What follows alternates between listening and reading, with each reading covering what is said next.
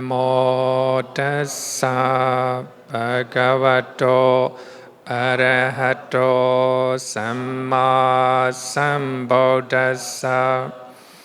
Namo tassa bhagavato arahato samma sambuddhassa. Namo tassa bhagavato arahato samma sambuddhassa. Good evening, everyone.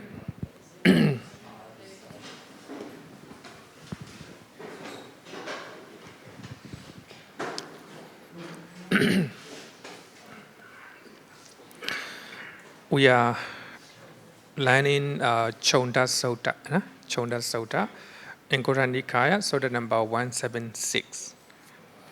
So in that Sutta, the Buddha talk about 10 causes of unwholesome kamma, 3 bodily unwholesome kamma.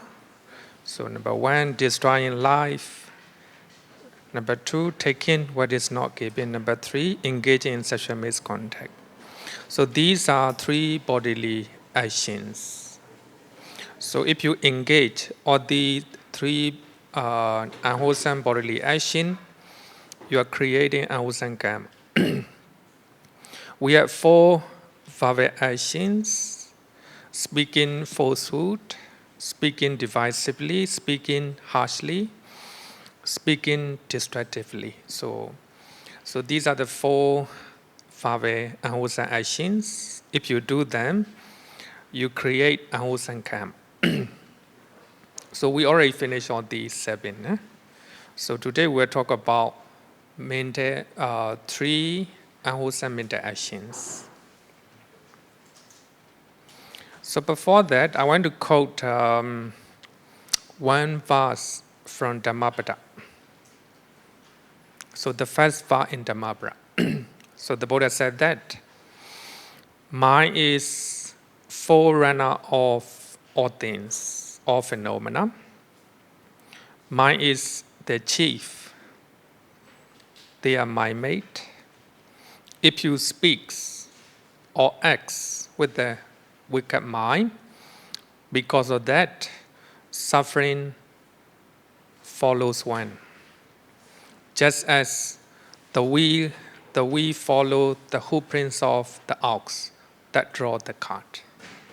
So here, very beautiful simile, right?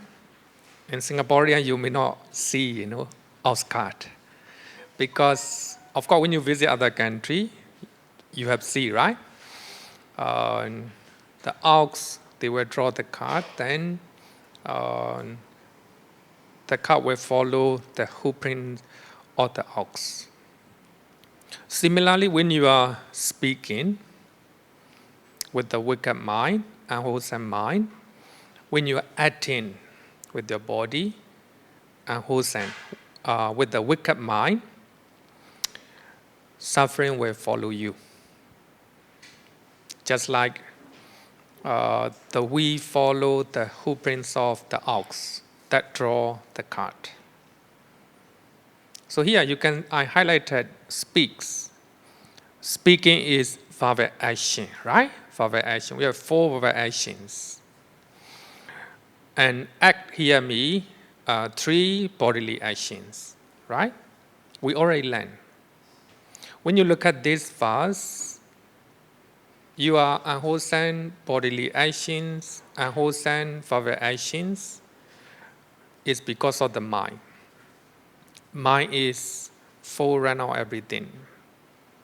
For that reason, Buddhism highlights the importance of the mind. Of course, not only Buddhism, but also other religions, right? But Buddhism, we highlight the importance of the mind by way of meditation, right? We call it mental cultivation, right? We're trying to cultivate our mind to be pure, If you practice meditation, you will have the purity of the mind. We already learned, right? Not to do any evil, to do good deed, to purify one's mind, right? The reason why we're trying to purify our mind is very important. because the mind is forerunner of your speech, your bodily actions, right? So if you look at this one, it's quite clear. And also, I will also quote second verse from Dhammapara. Mind is forerunner of all phenomena, all things. Mind is their chief, their mind mate. If one speaks or acts with the pure mind, because of that, happiness follow him or her. Like a shadow that never leaves him. When you go out under the hot sun, so your shadow will follow you. Just like that, when you are talking, when you are doing with your body, with the pure mind, happiness will follow you. So therefore, there's no creator God here. No creator God will create your own destiny. You are pure mind. You are impure mind or wicked mind will create your own destiny. So they will follow like a shadow that never leaves you. Very beautiful, right? Beautiful. And so the first two verses of Dhammapara highlight the importance of the mind. So therefore, now we are going to learn three mental actions, manokamma, which are very important because of that we are doing unwholesome deed with our speech and with our body, right? So number one, covetousness, abhijjhā in Pali. Number two, vyāpāda. And number three, wrong view, micchādiṭṭhi. So these three are the mental actions, manokamma, generally occurring through the door of the mind. So you don't have further intimation, you don't have a bodily intimation, just happen in the mind, no? Just happen in the mind. So these are three unwholesome mental actions. Covetousness, ill will, and wrong view. So the first one we will study according to Cunda Sutta. The Buddha said that here, what is covetousness? The Buddha said here, someone is full of longing, full of lobha. He longs for the wealth and the property of others. Oh, what belongs to another be mine, This is a longing, It's a longing. So here, of course, Pali cannot say he, It also she, Not only he. So the Buddha used just for man. Actually, it indicates for everyone, not only he, He belongs for the wealth and property of others. That's, oh, may what belongs to another be mine. Because of that,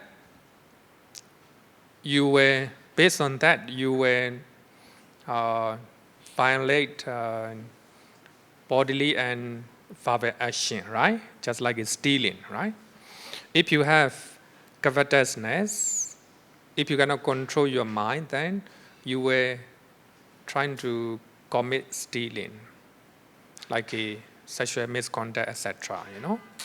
So therefore, the mind is forerunner of everything. So here, what is covetousness, abhijjhā? So this is a very strong one. Covetousness, abhijjhā, is indecent and unrighteous greed, not a normal greed, not a normal greed.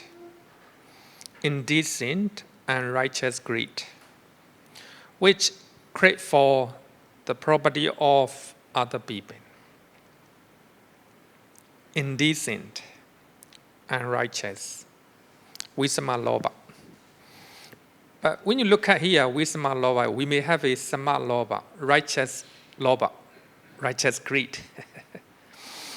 If you have a greed, what you belong to, by looking at your house, you feel very happy, By looking at your car, feel very happy. You enjoy your own food, right? Delicious food. It is loba, but it is a decent loba, Decent loba or righteous loba.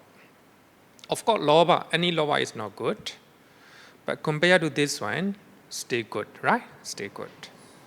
So therefore, here, covetousness in this context, it means visma loba, and decent and unrighteous greed, which crave for the property of other people. If you crave for the property of your own property, your own success, your own spouse, your own family, if you crave for it, for them, it is considered as a loba, but not this one, So yeah, covetousness means you crave for the property of other people.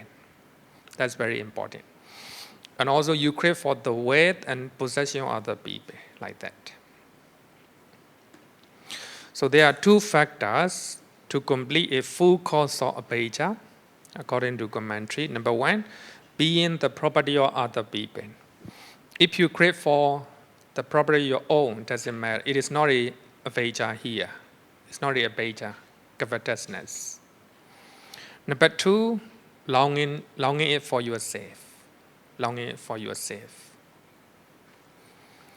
Even though greed, loba, arises for another's property, it does not become a full cause of kammapada, unless one gives rise to the desire to take possession of that property.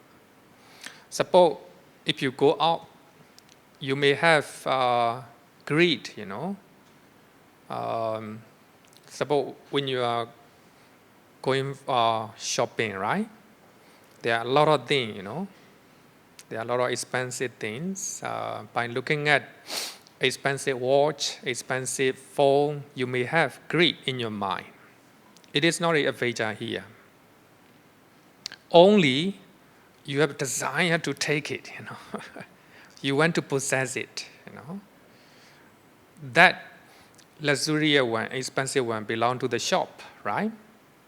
You have a longing, desire to take it, So that means it's covetousness.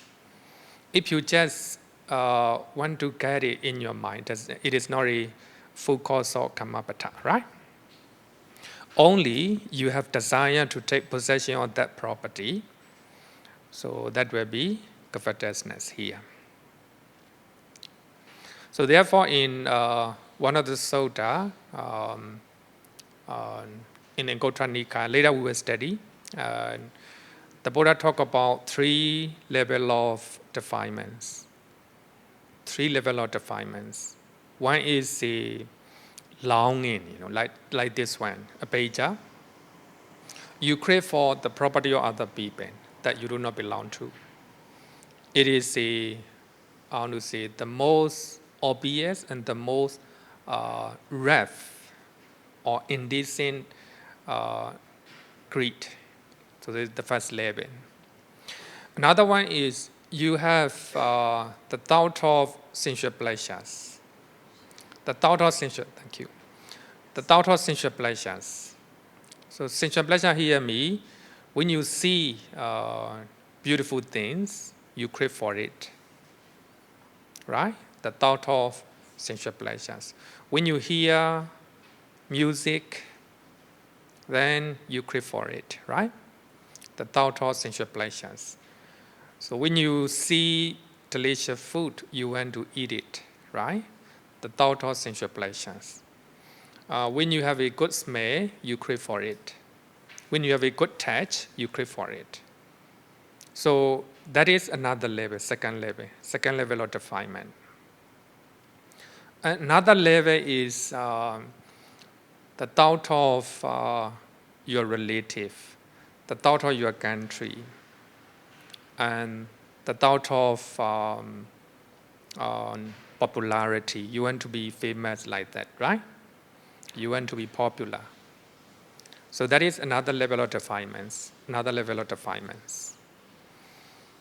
Then you can see that, right? You can see that it's a different level of defilements. Then after that, the Buddha talk about Dhamma Vitakka, the thought of the Dhamma. So the thought of the Dhamma here is after experiencing the bliss of meditation, you think about it, you want to get it more, right? So that is the thought of defilement. So the Buddha do not use the word, the thought of the Dhamma, you know. The Buddha do not use the word defilement, supakilesa. So different level, right? Different level. So here, longing means you long for the property of other people, right? That you do not belong to. So that is a negative part. So abstinence from covetousness. Here, someone is without longing. He does not long for the way and the property of others, or what belong to another be mine. You don't have any desire to possess the property of other people, right? So that is the abstinence. So when you can abstain from longing, that becomes kusala kamma, wholesome kamma. So therefore, you have to be very careful when you have a longing for the property of other people. So if you cannot control your mind, then you will engage unwholesome bodily and verbal actions. Okay, so any question? That is abhijjhā or covetousness.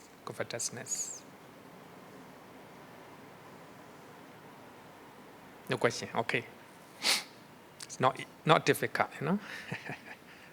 The another one is vyāpāda. Vyāpāda. He has a mind of an intention of hate.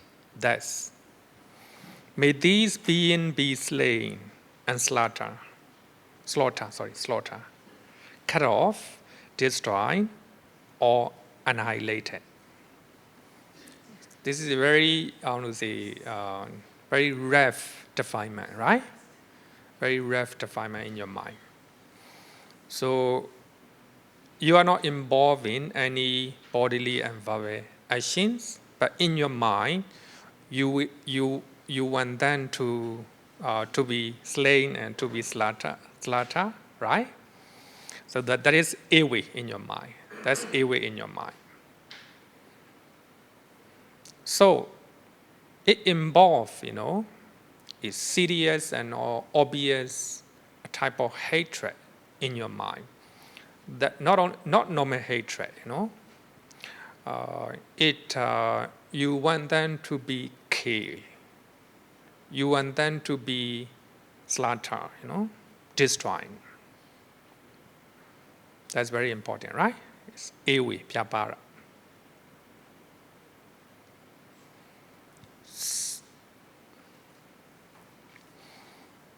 Then here also we have 3 levels, right? 3 levels of defilements.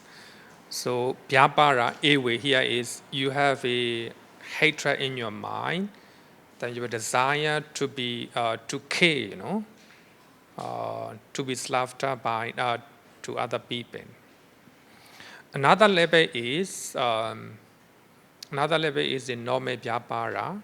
So in the Noble Eightfold Path, we have another vyāpāda iwi. It can be any type of iwi in your mind, any type of iwi. We call it vyāpāda vitakka, the thought of iwi in your mind. Sometimes when somebody blames you, right, you don't like that person. That is normal iwi in your mind. But in your mind, you don't have any desire to be slain or to be slapta, right? Not that the degree of your hatred is not that height, not that height. And also, when you go under the hot sun, you have away in your mind, irritation in your mind. That is another level, not this one, not this one. So this away or hatred is very obvious and also very strong. So you want one sentient being to be slain, to be slaughtered, right? To be slaughtered. That is away. Because of this away, you may engage in killing, You may engage in slandering like that. You may engage in hard speeches like that. So therefore, important to control your mind. Away. Away is hatred, dosa, and desire to harm other people, harm and kill other people.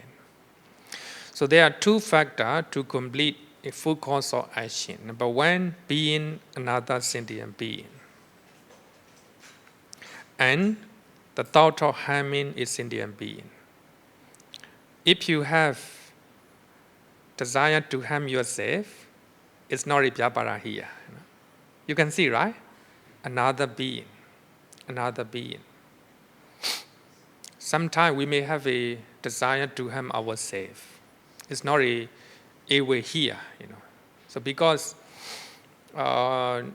this talk about 10 causes of unwholesome kamma, talk about very, very severe and obvious unwholesome kamma, right? So you have to understand in that way. Being, it's not my own opinion, it's taught by commentary. There is Posita. The commentary of the first Abhidhamma text.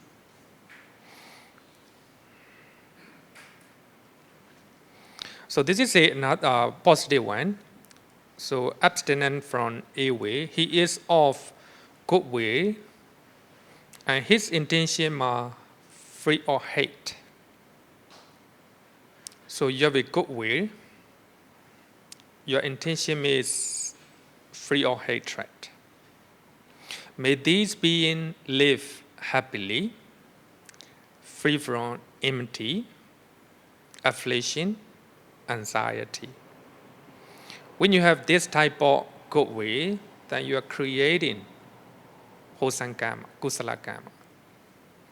Normally in our day-to-day life, right? We have a good way in our mind. When all people come, we normally get up from our seat, right? We let them sit. This wholesome kamma is a kusala kamma, opposite of away. So we can say that the opposite of away can be compassion sometimes, or twisted joy, mudita, sometimes loving kindness. So for that reason, by looking at these lines, these Palis, the commentary like a Visuddhimagga, so they formulate the way to practice loving kindness, separate loving kindness. May you be well and happy, right? May you be free from enmity and danger like that. So this is we are trying to cultivate a good way in our mind. When you have a good way in our mind, then we will do good things with our body, mind, right? Body and speech. So therefore, cultivating a good way or a good intention in our mind is important. For that reason, we are separating our loving kindness. The main purpose of separating loving kindness is to cultivate a good way in our mind. When you have a good way in your mind, you will do good things for your family, for your friend, for even the stranger, right? For that reason, mind is a forerunner of everything. So regarding with longing and away, so I want to quote some line in Masatipadana Sutta. In other words, we can say that we are meditating because of this reason. The reason we meditate. So when you meditate, so you trying to look at this line. That is the purpose of your meditation. The purpose of your meditation. So in Micchādiṭṭhi Sutta, the Buddha said that here a monk dwells contemplating the body in the body. So when you are contemplating the body and also things that are connected with the body, and also when you are contemplating feeling in feeling, when you're contemplating the mind in mind, when you're contemplating phenomena in phenomena. So we call it 4 satipatthana, right? 4 foundations of mindfulness. Ardent, clearly comprehending and mindful. So that means you practice meditation because having subdued longing, abhijjhā, and detachment, dominance, in regard to the world, in regard to the world, 5 aggregate. So here, you can look at here, longing, abhijjhā, and also detachment, dominance. So here, the Buddha used the word dominance. It's another type of iwi, But here, even though you see the same word, abhijjhā, it's different. Earlier one, it is the most obvious and decent hatred in your mind. But this one, any type of iwi in your mind, any type. Even you think that, wow, it's very cool. You don't like it, and irritation in your mind arises. That is a kind of detachment, right? A kind of detachment, any type. Suddenly, you hear somebody is talking loudly outside, then you feel irritated, That is a kind of detachment, right? Kind of detachment in your mind. So in Micchādiṭṭhi Sutta, even though we see a kind of the same word, abhijjhā, it is different from abhijjhā from 10 causes of our sandit.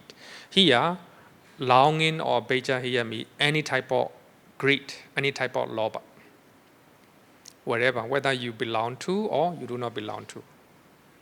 But anyway, what I want to say is the purpose of meditation is to reduce the amount of lobha and the amount of dosa. That is the purpose. Even though you are meditating, if you have a lot of lobha and dosa, so your purpose of meditation is not fulfilled. For that reason, when you look at Micchādiṭṭhi Sutta, the purpose of meditation is to reduce the amount of lobha and also dosa. So here, try contemplating the body, feeling, mind, and phenomena. It means you have wisdom or understanding, paññā. So that means if you have a paññā in your mind, you don't have a moha, right? You don't have a moha. So the purpose of meditation is to cultivate wisdom, which is opposite of moha. To reduce the amount of lobha, longing, abhijjhā, and also to reduce the amount of detachment in your mind. In other words, so the purpose of meditation is to reduce the amount of lobha, dosa, moha, right? Lobha, dosa, moha. So the Buddha said that lobha, dosa, moha are like a fires. It's very hot, right? Very hot. If you do not have lobha, dosa, moha in your mind, then your mind is peaceful. So that peace is nothing but nibbāna. Nibbāna is peace in your mind. Peace in your mind. Nibbāna is not somewhere to go. Nibbana is peace in your mind. Nibbana is not a citta, because of lack of lobha dosa moha in your mind, peace and the bliss will come. That's Nibbana. That's Nibbana. Okay. Any question regarding with the A way? Oh, okay, one question. I just want to seek some clarifications on the abhijjhā. Sorry? Longing, abhijjhā. Okay. I would understand it as longing is like an more extreme versions of lobha, right? You're right. So, for example, I mean, if the longing itself, the longing for others, people's property, but then if it is followed by what you call a right effort to obtain it, is it still a full course of akusala action? Right effect? Yeah, the Followed by- right way of obtaining it. For example, if someone working in a corporations, Okay. and then he saw the positions of a director, for example, his boss. Okay. Then he looked at him, and then he's longing to also sit into that position. So he works hard from the bottom, rising up to go to that position. Yeah. So is that still like, is it something like, can we say? No, we cannot say. We cannot say that. Yeah. We cannot say because you are not stealing that possession, right? Even now, Singapore will hold the presidential election, right? Now the president, all president will resign. So the other candidate, they will compete presidential election. They are not stealing that post, Of course, they have a desire to get it, So here is, of course, the question is very, very good. It's a good thing to clarify. Suppose it's somebody, in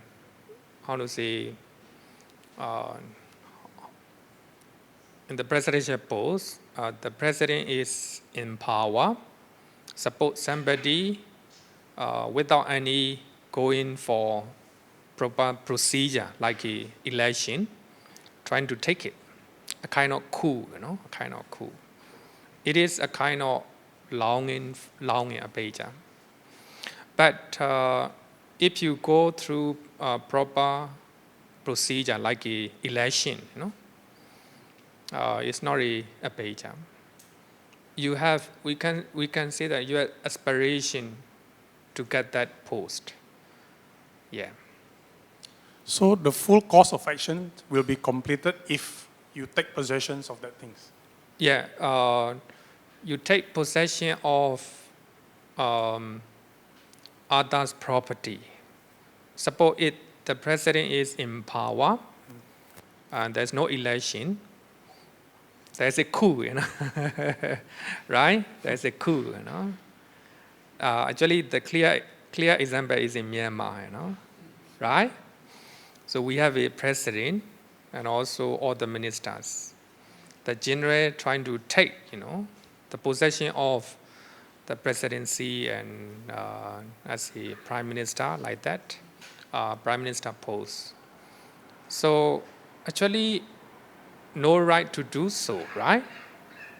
So if he want to get presidential post, he must run the election, right? That should be the right way. If we have aspiration to become president, so we have to go through proper channel, like running election, right? I think it's a good example. Okay. Any question?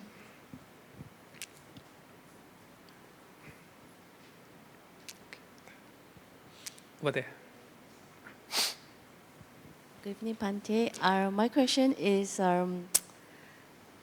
essential to Buddhism. Isn't that we are trying to achieve freedom of mind? Sorry, we are trying to achieve? Freedom of mind, freedom of mind. Yes. You're right, And we're yeah. talking about the cetasika that we always learn in abhijjhā, to that stage whereby our dependent origination and we are supposed to try to clear all the defilements and the Four Noble Truths and all the karma violations. Why are we still longing for any possessions if we are still trying to learn Buddhism? That is my question. If I use abhidhamma point of view. Freedom from mind. Actually, here we have to clarify what is the mind here. Freedom from the mind. Not any mind, negative mind. So we have to trying to get freedom from negative mental state. Negative mental state. Of course, after you become an arahant, then after arahant death, he will have freedom from any mind. So we have to differentiate two levels. So therefore, when we talk about nibbana, we have two types of nibbana. One is the kilesa pre-nibbana. All the defilement, all the defilements are extinguished. So like the Buddha at the age of 35, under the Bodhi tree, so the Buddha attained nibbana. So that nibbana is called kilesa pre-nibbana. So the Buddha mind is free from defilements, kilesa. Because of that, there's no fire in the minds of the Buddha. Peaceful, So that peace of mind is called nibbana. Then at the age of 80, the Buddha passes away, So as the Buddha do not have any craving for life, existence, no more rebirth, right? If there's no rebirth, no mind, no body. So the last one is freedom of the mind, we can say so, right? Not only the mind, but also the body, right? Body. We call it Cunda pre-nibbana. All the five aggregates are extinguished. No more rebirth, no more mind, no more material phenomena. Two types. Two types. When you are still alive, your mind, the mind is free from defilements. In other words, negative mental state. That is called kilesa pre-nibbana. But as an arahant, no more craving for existence. Because of that, no more rebirth. So there will be no any aggregate, any other five aggregate in your. So for that reason, we can say freedom of the mind as well as the body. Okay. No question. Okay. So the last one is a wrong view, micchādiṭṭhi. Micchādiṭṭhi. The Buddha said that he holds wrong view and has incorrect perspective that there is nothing given, nothing sacrificed, nothing offered. So that means there is no benefit of giving, benefit of sacrifice, benefit of offering. If you have such perspective, such a view, that's wrong view. Right? That's wrong view. And I encounter one of the Burmese guy, still very young, maybe about, by that time is 50 years old. And he told me there's no point to give anything to others. If you give, then you lost that one. So by that time, he doesn't believe, the benefit of giving, because he's still very young. Then I have to discuss with him.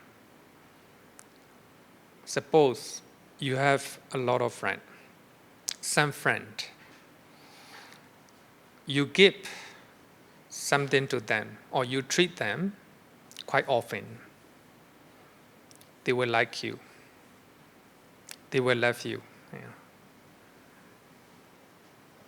They love you and they take care of you because of giving, because of treatment to them.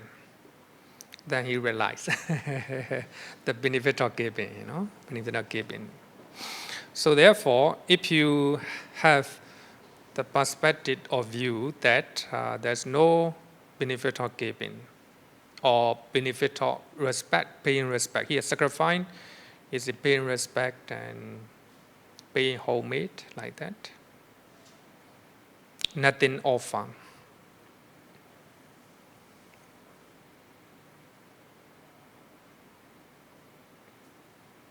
So here, nothing offer is you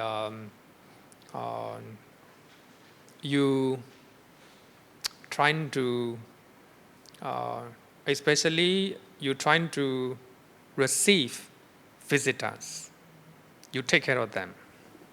It's also a kind of dana, a kind of dana. When somebody come to your house, then you treat them nicely and you treat with the food and drinks. You believe. So there will be a benefit for that. If you don't believe so, then it's the wrong view. So therefore, one of my teachers told me that if you visit a house, you bring something. Because it became a habit, If you usually bring some food and drink, so they will welcome you, right? They will welcome you. They will love to receive such a visitor. So that is the benefit of giving. There is no fruit or result of good and bad actions. So doesn't believe the result of Kamma. The result of Kamma. There is no this world and no other world. So there are many people who don't believe afterlife and past life, right? Past life and afterlife. If you don't believe past life and afterlife, it's also wrong view. So there's no mother, no father. There's no mother, no father.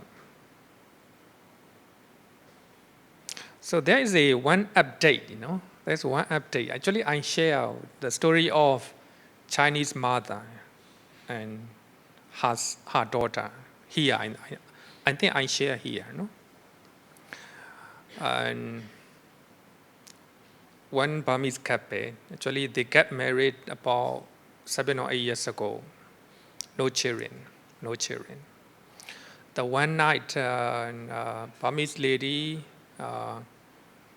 go out of her bed and saying, don't come, do not come, do not enter my house. Then her husband trying to catch and let her sleep again. But in the morning, she does not know what happened last night. So after that incident, she was pregnant. And she got a baby girl.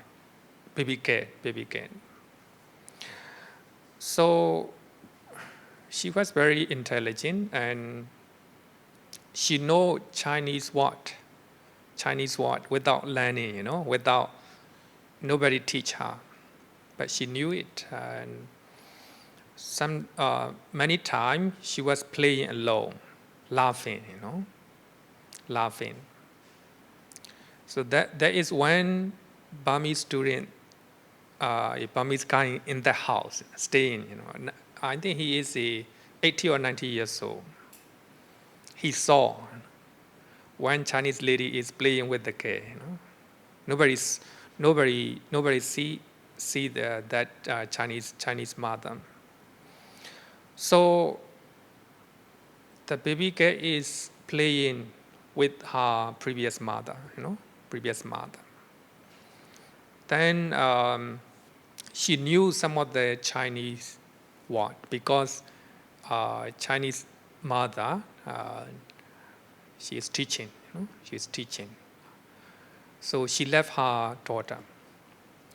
Then Burmese mother began to afraid. Then she moved to another house. Actually, the house owner is very kind, and she know all these stories. And she reduced, even she trying to reduce, rental, right? Rental fee. But the Burmese lady began to afraid because Chinese mother were trying to separate her daughter, So began to afraid. Because of that, she moved to another house. So by that time, she came to my temple and she taught to me all this one. I told her, no need to afraid. Just trying to spread loving kindness and also just trying to share the merit. But of course, as a mother, she left her little girl, so therefore she moved to another house. I heard that Chinese mother do not go there. Then about, I think, 9 months ago, she went to apply permanent visa or PR here in Singapore. Because of that, she got approval or signature from her, old house. The owner of earlier house, earlier house. Land.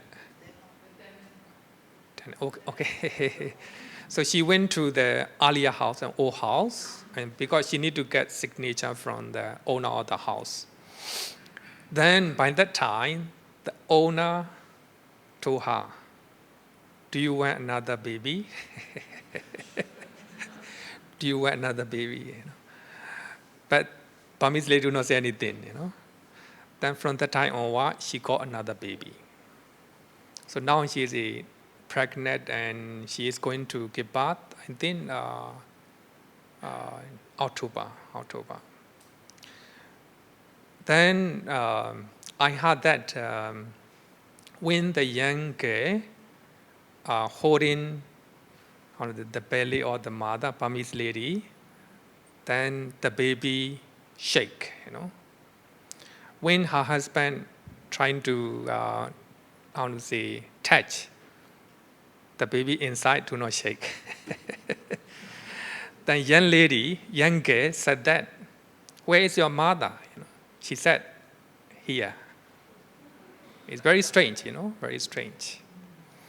That's a real story. That Burmese couple still living in Singapore. Actually, nowadays I heard that applying for PR is very difficult, But for them, very easy. Right away, they get permanent visa in Singapore. So this is a true story. So one of my students who quite often come to this temple. Even recently, I visit their house, and I think it's very strange, So this is a real story. So some of you may not believe past life and afterlife, but you can see all these one. There are a lot of stories, Okay, this is an update. I don't know what happened next. So lucky that the Chinese mother and daughter, they were met together. They will be a human being, human being again. But when the daughter is a, elder sister, then the mother became younger sister, It's very strange, right? Very strange. Maybe one day, maybe I will introduce her. I will let her talk, That will be the best, It's a kind of testimony, A kind of testimony. And also, her earlier house owner knew everything, She knew there's a two Chinese mother and daughter, So I don't know, it's very strange. Okay, so here, wrong view is there's no this world, no other or me. You don't believe past life and afterlife. And there's no mother, no father. Actually, this is a literal translation. There's no mother, no father. It means, so there are no good and bad result of treating mother and father nicely and badly.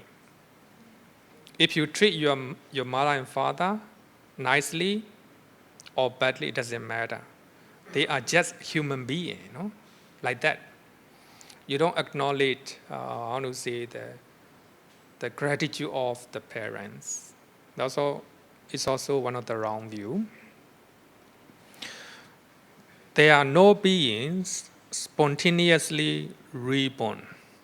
It talk about the Deva, Brahma, as well as Beta, right? Hungry ghosts. If you don't believe Betas, then there's also a wrong view. You can see that, Chinese mother and daughter, they are Betas, They are not suffering, Normally they may have food, they may have everything, They may have everything. So therefore, if we say beta, do not think that every beta is suffering. No. There are some beta who have food and everything, but they become beta because of, especially the attachment. Attachment to house, to family, to mother and father, etc. So therefore, there's no, there's no. It is better not to attach to anyone if you are going to leave the world. That's very important. Okay. And also, there are in the world no ascetics and Brahmins of right conduct and right practice who have been realized this world and the other world for themselves by direct knowledge and made them known to others. You don't believe that there are ascetics and Brahmins who know past life and afterlife. And also, they realize themselves and also they know themselves and make them known to others. If you have such a view, it's also wrong view. So there are many holy men who know past life and afterlife, like that.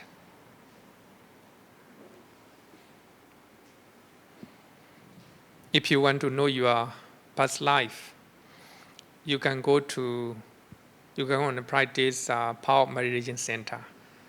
Power Meditation Center is well known for it. So you realize where do you come from, like that, right?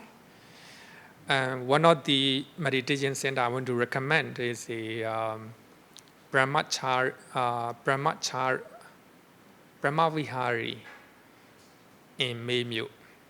So the teacher is Burmese Nan, so she can speak English. And there are many foreigners. I think most of them are foreigners in her meditation center. So there are many from different countries, even from the West. Many of them are from Singapore, Malaysia, Korea, like that. So I think every meditators are from foreigners, from other countries. So she know her own, she know her own previous life, and also I think she can tell you what to do, if you want to know. Okay, so this is a round view. So when you read Cunda Sutta and also many other suttas, so the Buddha mentions some of the round view. Okay, any question up to now? Oh, okay, here.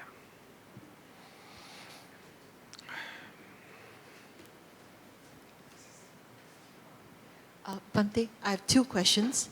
The first question was that the lady was referring to your story. I think the lady in her dreams told a being not to enter her. Yeah, do not come. Oh, but she didn't want a baby at all?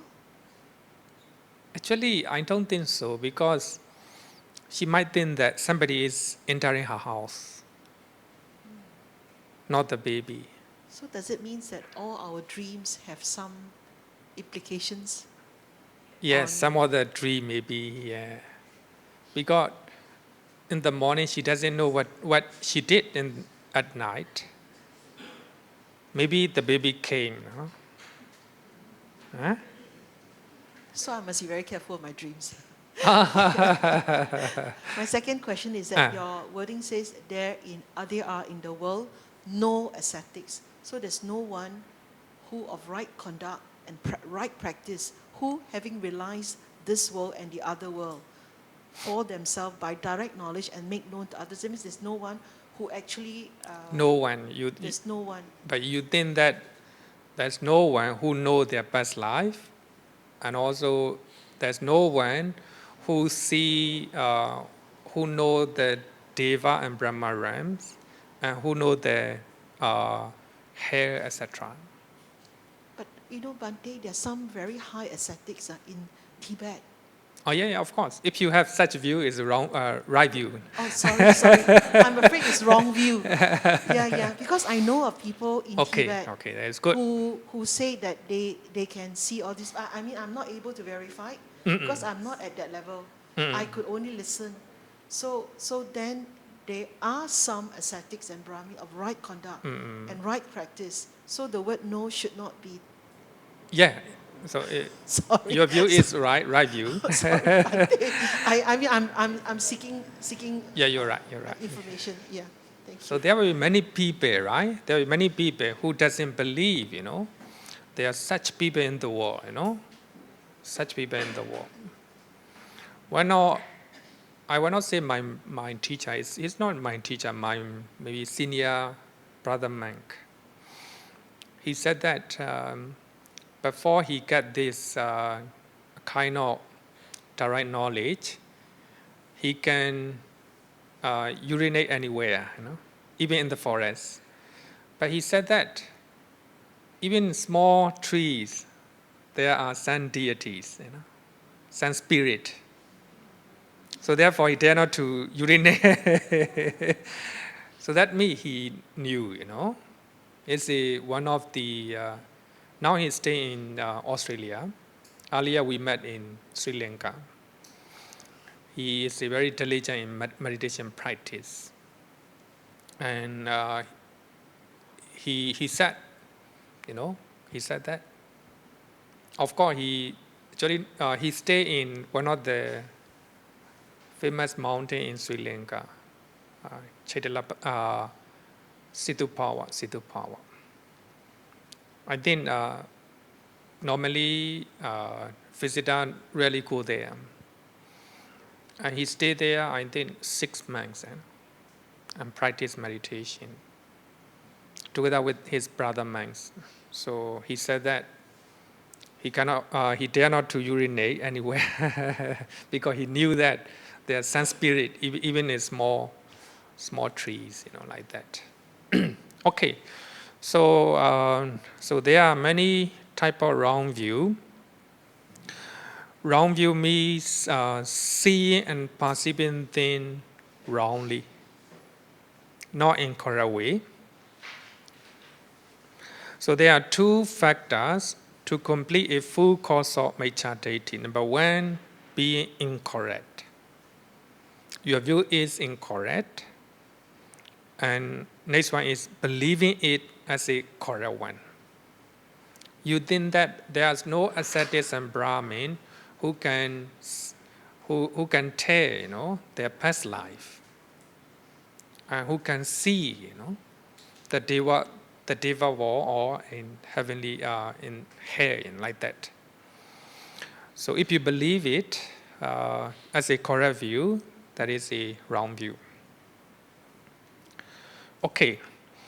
There are many types of wrong view in the world, especially in the first Sutta in Digha Nikaya, Brahmajala Sutta. We have 62 wrong view, 62 type of wrong views.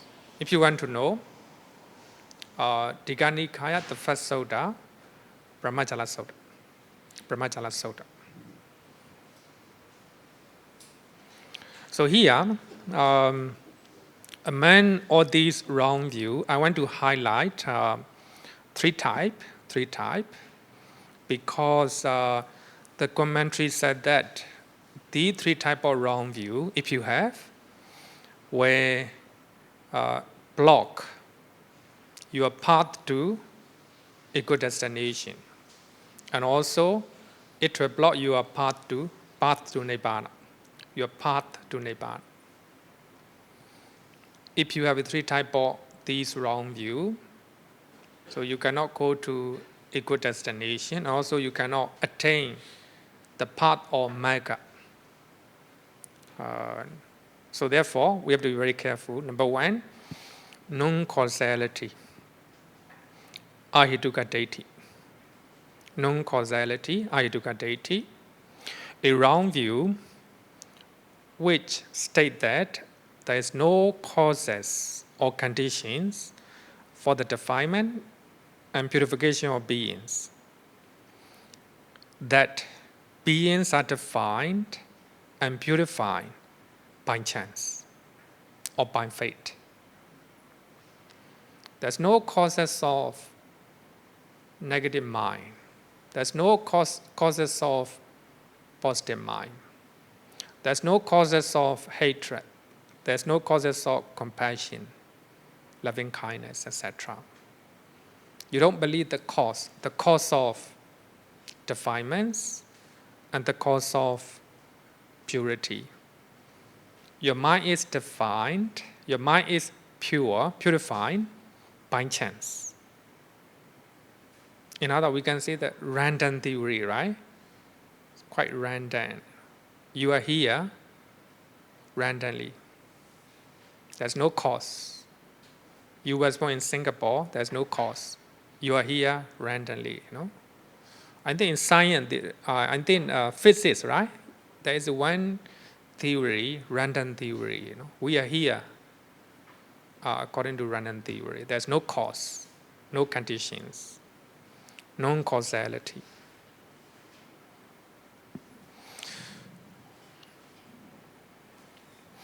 So therefore, in Buddhism, we have a dependent origination, right? Everything has the cause. We have Four Noble Truths. You have a suffering, that's the cause of suffering. So that is a right view. That's the right view. You suffer without any cause and conditions. You got cancer without any cause. That's also a kind of non-causality like that, right? You have a cancer, you have a diabetes, that's the cause. The cause in this life or the cause in past life, right? That's the cause. Everything has the cause. You are happy without any reason. You are happy without any reason. By chance, no? That's a non-causality, abhijjhā. Another one is non-doing, akariya. This one is very bad. Non-doing. A wrong view which claims that deeds have no efficacy in producing result. Wherever you do, There will be no result wherever you do. So there may be some people that they do a lot of unwholesome deed. They enjoy life by harming other people and by doing unwholesome karma. They don't care wherever happened. And also they don't believe afterlife. They don't believe there will be the result of that unwholesome deed. Non-doing, micchādiṭṭhi. No efficacy in producing result. So because of that, you will do unwholesome things, right? Because you don't believe. So there is the result of that unwholesome karma. That's very dangerous, right? Another one is nihilism.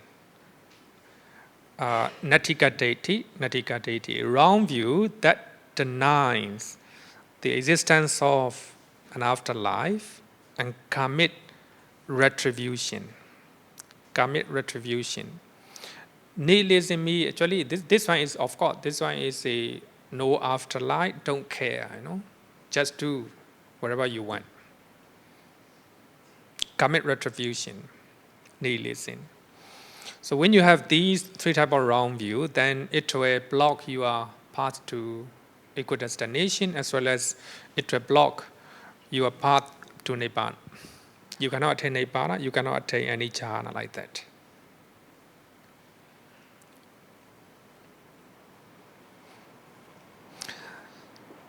So, in Gautra Nikaya, chapter 1, sutta number 306, said that bhikkhus, I do not see even a single thing on account of which unreason unwholesome quality arise, akusala dhamma arise, a reason unwholesome quality increase and expand so much as wrong view.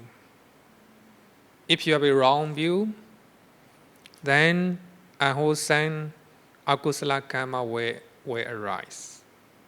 Existing unwholesome kamma will increase. So therefore, the wrong view is the root of all evil. So therefore, in Burmese proverb, we have one proverb in Myanmar. If you do trading, if you wrong, stay okay. If you have a wrong teacher who teach wrong view, then you will lose everything.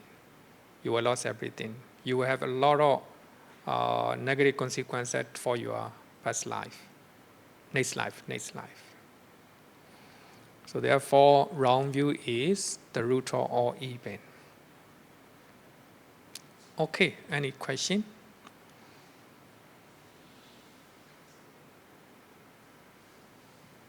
No question, right? Okay.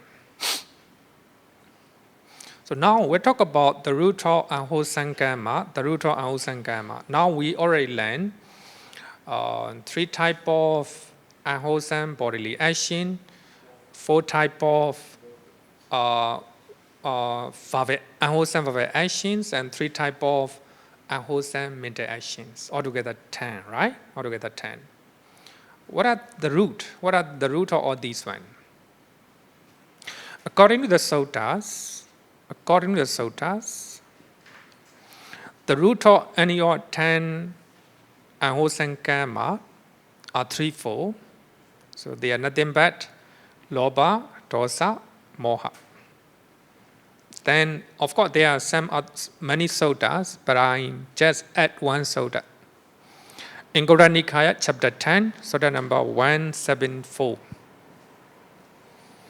which is very close to 176, right? Cunda sutta is 176. But this one, akusala mula sutta. The root, mula means the root. The root of unwholesome. You are engaging unwholesome actions with your body, with your mouth, with your mind, because of three. Lobha, dosa, moha. Loba, dosa, moha.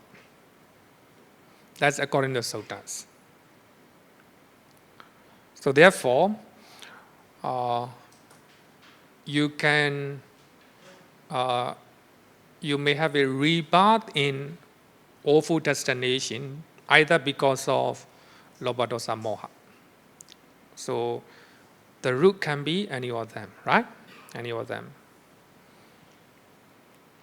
So but actually in abhidhamma normally trying to generalize. If you have a loba, you will become petas. If you have a dosa, you will go to hell.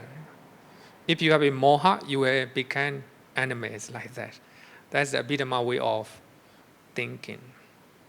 It's not correct.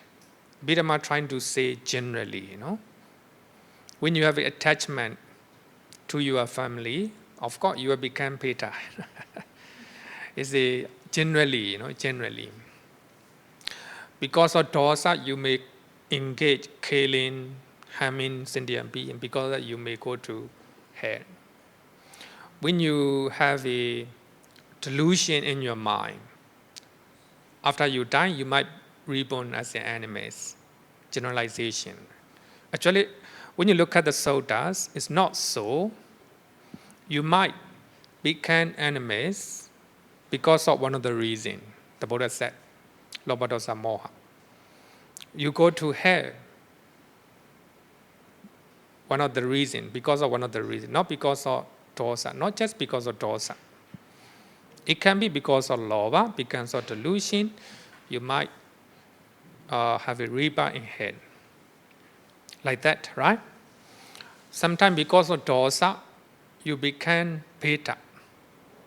You will suffer, suffering peta. They are suffering peta in the world. So they become peta because of dosa, not just because of loba, right? So that actually I just want to highlight, just important. But abhidhamma proposed a different method, perhaps more precise way. So this is a abhidhamma way of mentioning the root of unwholesome karma. According to abhidhamma, delusion associated with any type of unwholesome actions. You engage killing, stealing, or sexual misconduct, any type. So the main cause is delusion, moha. Killing, harsh speech, ill will. So these three are rooted in hatred. Hatred group. You commit killing, you engage hard speech, and you have an ill will because of dosa. Generalization, generally, right? Generally, according to abhidhamma. Then sexual misconduct, covetousness, wrong view. So these three mainly rooted in loba, greed. So the remaining four arise from the two roots, either because of hatred or greed. Either because of hatred or greed. Like telling a lie. Sometimes because of loba, sometimes because of dosa, right? Because of dosa. Somebody asks to borrow money from you. Either because of loba or dosa, right? Then if you don't like that person, you might say, I don't have any money. Because of dosa, right? Because of dosa. Then, because of loba, you cannot let go. Then you say, I don't have any money. You have, actually. Because of loba to money, then you cannot borrow. You cannot let go your property. So, telling a lie. Right? And also, distracted speech, right? disordered speech also either because of hatred or greed. And stealing, either because of lobha and dosa. Okay, so this is if you do not remember, it's still okay because the Abhidhamma explanation, right? Okay.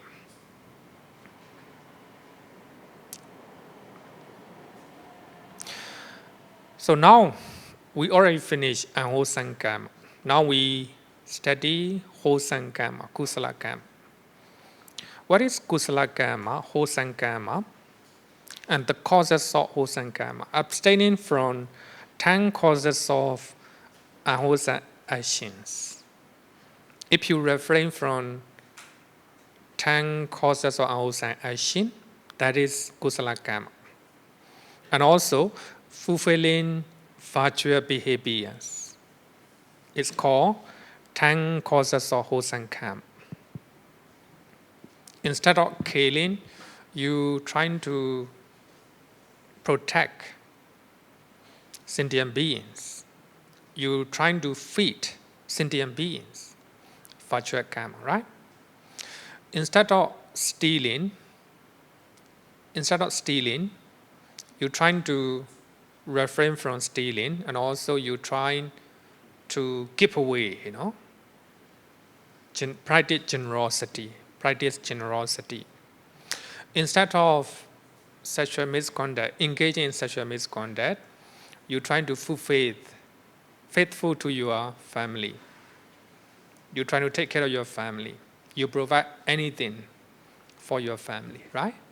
Virtual behavior like that. Instead of telling a lie, you refrain from it. You're trying to tell the truth. You keep promise like that. And you're trying to be reliable. So these are the virtual behavior, right?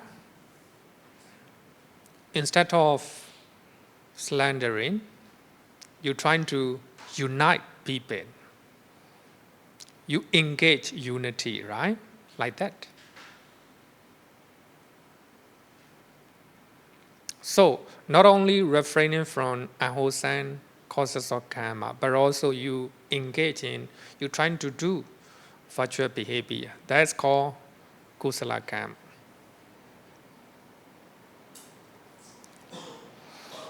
When we talk about kusala karma, we already learned, right? 10 bases of good deed, like a dana, right?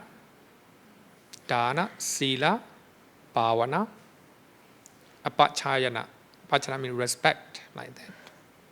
And vyāpāda rendering service, right? So here, LS, thank you so much. And also Angeline and many other people, Kelly, they're rendering their service, right?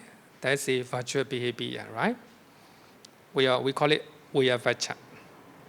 And also we have a teaching, Dhamma desana, listening to the Dhamma, Dhamma savana, and also having a straight view or right view. These are the virtual behavior, right? We have a 10 bases of wholesome deed we have. And also sharing out the merit, and also rejoicing the merit. Patidana, patanumorana. So these are the 10 bases of meritorious deed. Punya kriya, we call it punya kriya, right? Punya kriya. These are the virtual behavior. 10 causes of wholesome karma.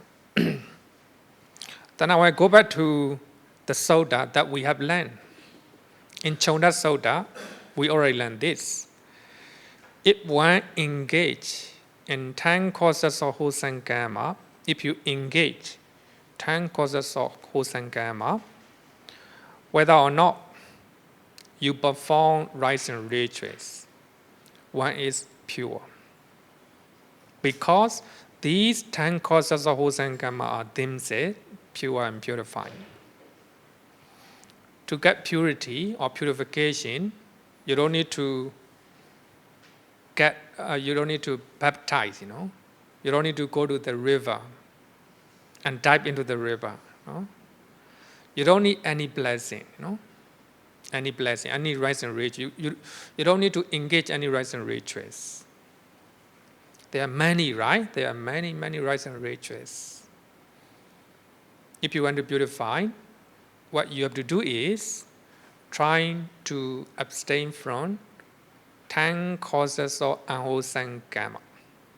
Trying to do 10 causes of wholesome kamma. And also trying to cultivate wholesome and virtuous behavior. Then you will be purified.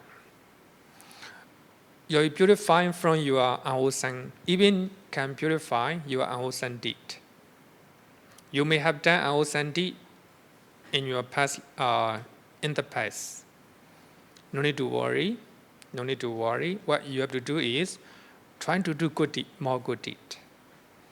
All your unwholesome result of karma will be purified. That is very powerful, very important teaching in Cunda Sutta. Very beautiful. So trying to read this sutta from beginning to the end. So you will understand why I choose this sutta. Then the Buddha said that it is because people engage in these 10 causes of wholesome karma that the deva, human beings, and other good destinations are seen. After you do kusala karma, then you will go to heaven, you will come back to human existence, and you will go to a good destinations. So therefore, after doing an unwholesome deed, you are defined. You become dirty. Any type of rites and ritual you perform, you cannot be purified, according to Buddhism. So what you have to do is, after doing an unwholesome deed, what you have to do is trying to refrain from them and trying to do good things, good deed. Then your unwholesome result of karma will be purified.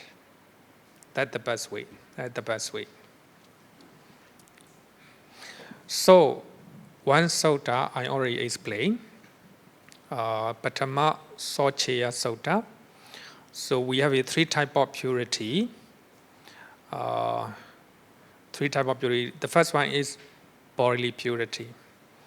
If you want to purify your bodily action, what you have to do is trying to abstain from killing, pāṇātipada, trying to abstain from taking what is not given, stealing, and trying to abstain from sexual misconduct. Then if you abstain from 3 bodily unwholesome actions, bodily you are pure. Even though you are dirty, even though you do not take a shower, stay pure. Bodily you are pure, So it doesn't mean you keep clean to your physical body, no. So if you are refraining from 3 types of bodily unwholesome action, you are pure. Another one is verbal purity. Number 1, abstinence from false speech, abstinence from divided speech, abstinence from hard speech, and abstinence from distracted speech. Then verbally you are pure. No? You don't need to use any perfume or chemical things, So you'll be pure. Then, if you want to purify your mind, what you have to do is trying to abstain from longing, abhijjhā, trying to abstain from ill will, trying to abstain from wrong view. Then mentally you are pure. So therefore, also I will repeat one sutta, beautiful sutta, which are connected with 10 causes of unwholesome and wholesome karma. kusala and akusala karma. So the name of the sutta is an auspicious day. Bhikkhu Bodhi give an auspicious day. Actually, literally, the name of the sutta is Good Morning Sutta. Good Morning Sutta, you know. Pubbaṇha Sutta. Pubbaṇha Sutta. In Burmese tradition, we have 11 prayata, 11 chanting, 11 suttas of chanting. And the last one is Pubbaṇha Sutta. We chant this one. We chant this one. Because people might think that after doing chanting, you might become rich, you might become popular, you might become prosperous like that. At the end of the day, the most important thing is to get purity, bodily, verbally, and mentally. We recite this sutta, Pubbaṇha Sutta. Of course, in our MV chanting books, we also have this sutta, Pubbaṇha Sutta, right? Then you can see that. Pubbaṇha Sutta is used as a prayata, a kind of chanting. It states that the Buddhist concept of auspiciousness, Buddhist concept of blessing. If you want to receive blessing, what you have to do here, the Buddha, only three things, you know. If you want to receive blessing, actual blessing. Number one, the Buddha said, bhikkhus, those beings who engage in good conduct by body, by speech, by mind in the morning, have a good morning. That's a kind of blessing, auspiciousness. If you want to bring blessing in your life, do good things in the morning. No? The second one is a good afternoon. If you are doing good things in the afternoon, it will become a good afternoon. In other words, an auspicious day. And the last one is a good evening. If you are doing good things by body, by speech, by mind in the evening, so that will be a good evening. So today we are learning the Dhamma. So we are doing good things, right? Good evening. If you have done good things in the morning, in the afternoon, then it becomes auspicious days, right? Auspicious days. You don't need to visit a religious monument to get blessing. You don't need to recite something to get blessing. Just do, good things in your life. Whether you stay in the temple or in the house or in your job, it doesn't matter. You can do your own blessing, You don't need to come to a Bande to receive blessing, right? It is a lower blessing. Of course, it's a blessing. Lower level of blessing. But second level is this one, Pubbaṇha Sutta. We have one sutta in higher blessing. We call it Patikarata Sutta. So that one also auspicious sutta, auspiciousness, it means Patikarata Sutta. So in that sutta, the Buddha said that if you want to have a auspiciousness or if you want to have a blessing, you have to do samatha and vipassana meditation. It's a higher level of blessing, higher level of blessing. You don't need to do anything, just do meditation. So there is a higher level. So three types of blessing. Normal blessing, we do sprinkle the water. Normal blessing. The second level is this one, The higher level, Patikarata Sutta. Later I will talk about it. I will quote that sutta, then I will highlight again. Huh? Okay, so one question if you want. One question if you want. Okay, nobody, then let's call it.